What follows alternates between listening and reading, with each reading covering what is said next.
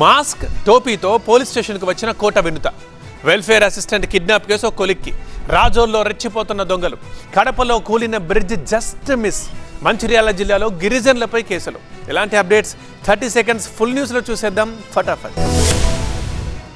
Driver Rayudu హత్య కేసులో ఇటీవలే బెయిల్పై విడుదలైన జనసేన మాజీ నేత కోట వినుతకు కొత్త కష్టాలు వచ్చిపడ్డాయి. హత్య కేసులో అరెస్ట్ అయిన వినుతకు చెన్నై సెషన్స్ కోర్టు షరతులతో కూడిన బెయిల్ మంజూరు చేసింది. తాము అనుమతించే వరకు ప్రతిరోజు ఉదయం 10 గంటలలోపు చెన్నైలోని 7 వెల్స్ పోలీస్ స్టేషన్లో సంతకాలు చేయాలని కోర్టు షరతు విధించింది. దీంతో గత 2 రోజులుగా రహస్యంగా ఆ పోలీస్ స్టేషన్లో సంతకం పెట్టి వెళ్తున్నారు. ఈ క్రమంలోనే తన లాయర్తో స్కూటీపై వచ్చిన వినుత ఎవరూ గుర్తుపట్టకుండా క్యాప్, ముఖానికి మాస్క్ ధరించారు. సంతకం చేశాక సైలెంట్ గా వెళ్లిపోయారు.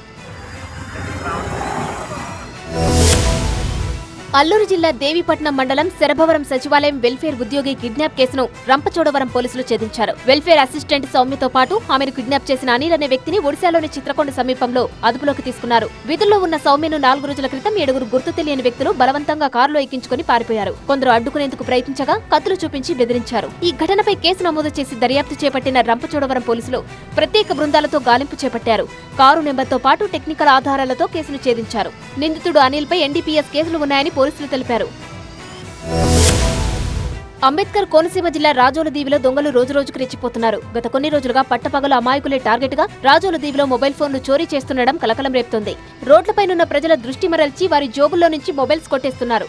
ఈ క్రమంలోనే మలికిపురం సెంటర్లో 2 యువకులు బైక్ పై వచ్చి రోడ్డు పక్కన నిల్చున్న ఓ వ్యక్తి దగ్గరకు వెళ్లి అటెన్షన్ డైవర్షన్ కు పాల్పడ్డారు. అతను నిల్చున్న దగ్గర 10 రూపాయల నోటును కింద పడేసి దాన్ని తీసుకునేందుకు ప్రయత్నించిన సమయంలో ప్యాకెట్లోని ఫోన్ కొట్టేశారు. దీనికి సంబంధించిన దృశ్యాలు సీసీ కెమెరాల్లో రికార్డయ్యాయి. ఇక వరుస దొంగతనాల నేపథ్యంలో రాజోలు దీవి ప్రజలు ఆందోళన చెందుతున్నారు.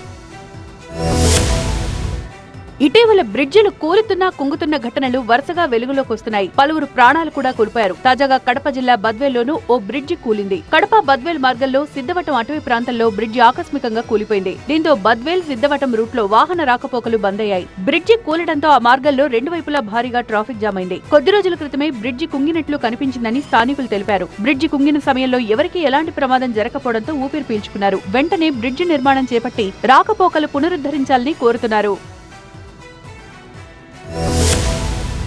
మంచిర్యాల జిల్లా జన్నారం మండలంలోని కవ్వాల్ టైగర్ జోన్ పరిధిలోని పలక్బోరిలో 35 మంది గిరిజనులపై కేసులు నమోదు చేశారు పోలీసులు. ప్రభుత్వ భూమిలో అక్రమంగా పూరిళ్లు వేసి అడ్డుకున్న తమపై దాడి చేశారని ఫారెస్ట్ అధికారులు ఫిర్యాదు చేశారు. దీంతో సిర్పూర్ యు గ్రామానికి చెందిన 35 మంది గిరిజనులపై కేసు నమోదు చేశారు పోలీసులు. సిర్పూర్ యు గ్రామానికి చెందిన గిరిజనులు వారం రోజుల క్రితం 112 సర్వే నెంబర్లో పూరిళ్లు వేశారు. అయితే ఫారెస్ట్ సిబ్బంది పూరిళ్లను తొలగించడంతో గిరిజనులు వారిని అడ్డుకున్నారు. దీంతో ఘర్షణ తలెత్తింది. ఘర్షణకు దారితీస్తుందని తెలుసుకుని పోలీసులకు సమాచారం ఇచ్చారు ఫారెస్ట్ అధికారులు.